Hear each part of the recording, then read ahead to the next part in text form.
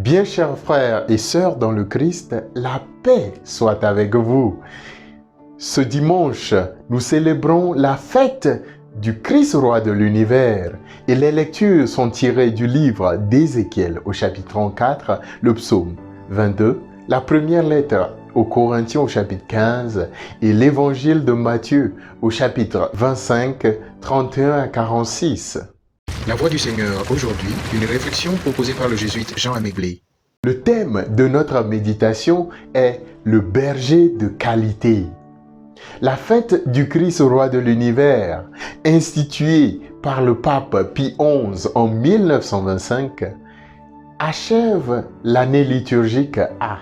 Nous célébrons en ce jour le Christ comme vrai prince du monde, le roi des nations, celui qui apporte la paix et l'harmonie véritable en ce temps de coronavirus.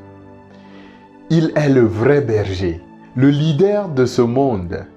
Et le sage togolais affirme dès lors: le bâton du berger ne tue pas les moutons.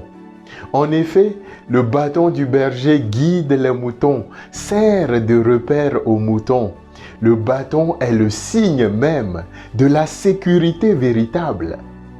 C'est bien ce que le prophète Ézéchiel proclame. Le Seigneur Dieu, votre berger, veille sur les brebis.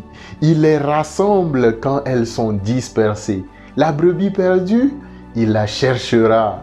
Celle blessée, il la pansera. Celle malade, il lui rendra des forces. Que c'est beau et magnifique de sentir tout l'amour et l'attention, la gentillesse du berger sur nous. Bien-aimés, la Bible veut nous aider à comprendre que toute fin est identique au début. La fin du monde a le même objectif que la création du monde. De la même manière que Dieu crée le monde avec amour, bonté et beauté, de même, Dieu veut que l'humanité, à la fin des temps, progresse vers cette harmonie et cette bonté. Il s'agit d'être comme notre berger, avec ses qualités d'attention, de douceur et d'amour, d'empathie. C'est pourquoi Jésus dans l'Évangile parle d'un jugement à la fin des temps. Ce qui nous distinguera, ce n'est point d'avoir été chrétien, musulman ou païen. Ce qui nous distinguera, c'est d'avoir été un bon berger pour nos frères et nos sœurs. Le berger ne compte point le nombre de fois qu'il ou elle vole au secours de la brebis, en danger ou en souffrance. Le berger, il donne son temps, sans compter pour toutes les brebis et celles plus vulnérables.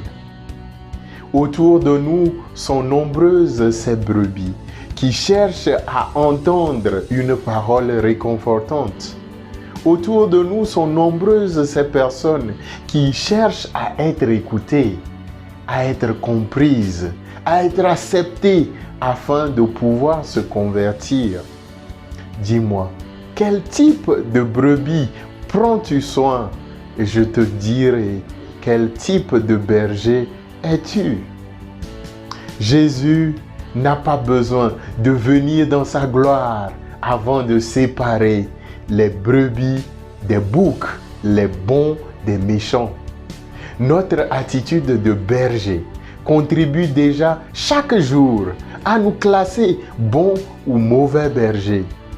Le berger de qualité attire toutes les brebis. N'oublions pas les paroles du proverbe togolais. Les moutons se promènent ensemble, mais leur prix diffère. Bonne réflexion et bonne fête du Christ roi de l'univers à tous et à toutes.